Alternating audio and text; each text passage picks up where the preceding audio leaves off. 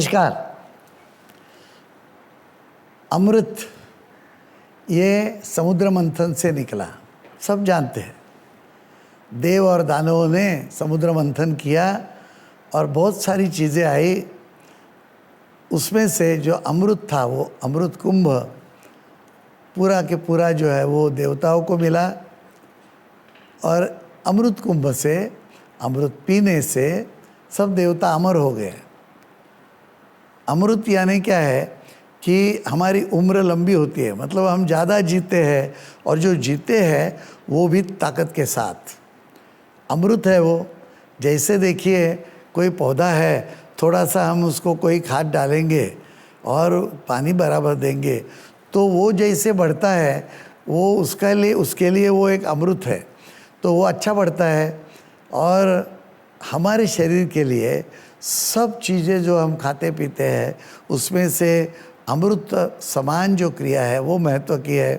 तो हमने क्या है, जब भी हमको एक ऐसे शरीर में अवस्था चाहिए कि बिल्कुल हमारी इम्यूनिटी बढ़े, प्रतिकार शक्ति अच्छी हो और खांसी बुखार कुछ न हो, खून साफ रहे, तो जो कुछ हम काढ़ा बनाएंगे उसको भी हम सैनामृति कहते हैं।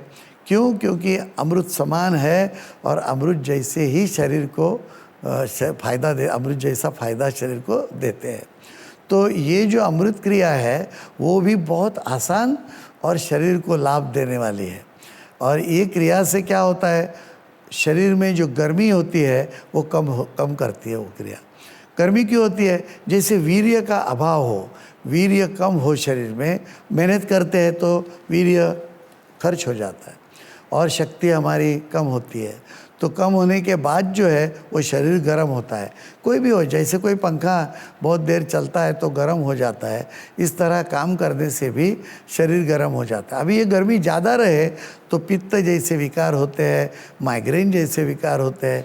तो ये शरीर की गर्मी कम करके पित्त और जैसे ये हमारे माइग्रेन के विकार है वो कम करने के लिए ये क्रिया का फ़ायदा होता है।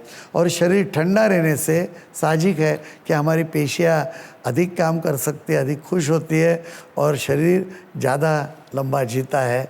तो यह अमृत क्रिया का फ़ायदा हो जाता है। ये क्रिया बहुत आसान है, इसको हम यहाँ बताएंगे ये कैसे क्रिया की जाती है।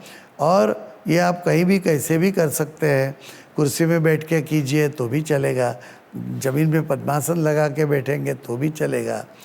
मैं तो कहता हूँ कि सुबह ये क्रिया जब सूरज उगते हैं तभी वातावरण में प्राण शक्ति के साथ साथ दूसरी सूर्य किरणों से आई हुई शक्तियाँ रहती है, उसका भी आकर्षण हो जाता है। तो ये अमृत क्रिया तभी अच्छी होती है। और दोपहर को जब हम थक जाते हैं और कभी ऑफिस में बैठे बैठे ऐसे लगता है कि अब एक कप चाय पिए, तो आप अमृत क्रिया ये कर सकते हैं। और जैसे चाय लेने के बाद मनुष्य एकदम अच्छा महसूस करता है, इस तरह वो करेगा। इस क्रिया में मुंह को इस तरह से बनाना है और ये जो जिह्वा है वो बाहर निकाल के इसको एक जैसे नली हो ऐसे करना है। अब ये जो है वो सांस अंदर ले लीजिए, किससे? ऐसे मुंह करके, और इसको जरा सा रख के जिह्वा अंदर ले लेना। और वो जो सांस लिया हुआ है वो गटक जाना है, मतलब पानी पीते समय जैसे एक आवाज़ आती है ना, तो इस तरह से वो अंदर आवाज़ निकलेगी और फिर सांस छोड़ देना। अभी सांस गया, फिर दूसरी बार ऐसी अवस्था लेकर श्वास अंदर खींचिए। मैं एक बार करके बताता हूँ यहाँ।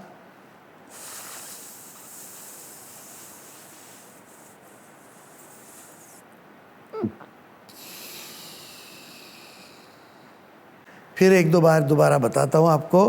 इसके एक बात ध्यान रखना है कि अंदर ये जो जीभ है तो थोड़ा सा पानी जैसा महसूस होगा अंदर, और वो पानी जो है वो ये जो अंदर पानी का घूंट लेते हैं ऐसी आवाज़ आती है, उस आवाज़ के लिए काम है। आवाज़ ज़रूर आनी ही चाहिए, इसी तरह वो पीना है तभी फ़ायदा होता है।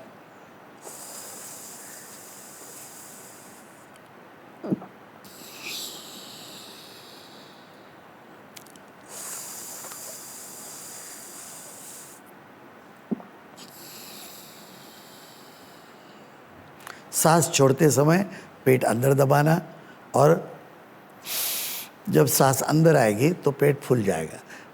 मुंह से सांस लेना है ये ट्यूब से, और छोड़ते समय जीभ और ये जो नली बनाई थी अंदर ले करके नाक से सांस बाहर देना है। इसके बीच में जो अमृत तैयार हुआ वो पी जाना है।